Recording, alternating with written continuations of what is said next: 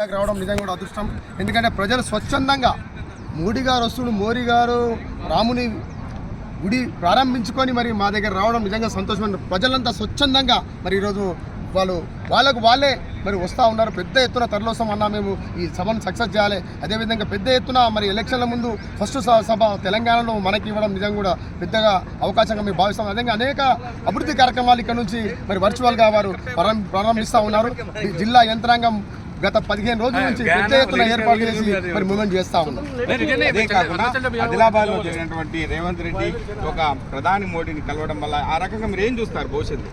అభివృద్ధి ముఖ్యం. పార్టీలు ఏముంది, ఎలక్షన్లు అప్పుడే పార్టీలు, తర్వాత పార్టీలు ఏముంటాయి. పార్టీలు బిడ్డలు ఏమిలో మన రాష్ట్రం అభివృద్ధి కావాలంటే మోడీని కలవాల్సిందే, పనులు తీసుకోవాల్సిందే. ఫ్రెండ్లీ మూవ్మెంట్ ఉంటే మాత్రమే మరి రాష్ట్రం అభివృద్ధి అయితే. నిజంగా కూడా రేవంత్ రెడ్డి గారు చేసింది చాలా మంచిది. తెలంగాణ ప్రజలందరూ హర్షిస్తూ ఉన్నారు, ఇలా సంతోషిస్తూ ఉన్నారు. ఓకే, అంటే మేడిగడ్డ విషయంలో మహారాష్ట్రకు సంబంధించి ఒక ఒప్పందం కుదిర్చినట్టయితే మా పనులు సకాలంలో పూర్తయిందని చెప్పి ప్రధాని కోరడం జరిగింది. మరి ఇక్కడ ఏం విషయాల్లో బయటికి వచ్చే అవకాశం ఉందని చెప్పచ్చు? ఇక్కడ దానిపైన ప్రధాని గారు స్పందిస్తారు. ఎందుకంటే అభివృద్ధి విషయంలో కావచ్చు, దేశ అభివృద్ధి విషయంలో, రాష్ట్ర అభివృద్ధి విషయంలో ఏది ఎలా చేయాలనేది ప్రధాని గారు ఇక్కడ కూడా పెద్ద ఎత్తున మరి మనకు బలాలు ప్రకటించే అవకాశాలు ఉన్నాయి. కాబట్టి మేము మెట్రోది కూడా డిమాండ్ చేయడం జరిగింది. మియాపూర్ టు సంగారెడ్డి మెట్రో కూడా సెకండ్ ఫేజ్ స్టార్ట్ ఇవ్వాల్సిందిగా మేము మోడీ గారిని కూడా కోరడం జరిగింది.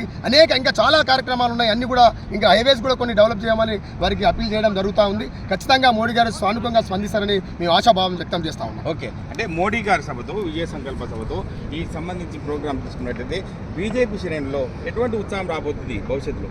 మోడీకి ఓటేయాలని ప్రజలు డిసైడ్ అయిపోయి దాంతో కార్యకర్తలంతా చాలా ఉత్సాహం అయిపోయారు. ఆ ఉత్సాహాన్ని మరీ రెట్టింపు చేయడానికి మోడీ గారు మన మెదక్ పార్లమెంట్కు రావడం నిజంగా కార్యకర్తలంతా హర్షిస్తూ ఉన్నారు. పెద్ద ఎత్తున యాక్టివ్ అయ్యి ఖచ్చితంగా మరి ఈ సభతో జైరాబాద్, మెదక్ రెండు కూడా భారీ మెజార్టీతో గెలిచని సంకేతాలు కార్యకర్తలు, ప్రజలు ఇస్తూ ఉన్నారు. ఈ యొక్క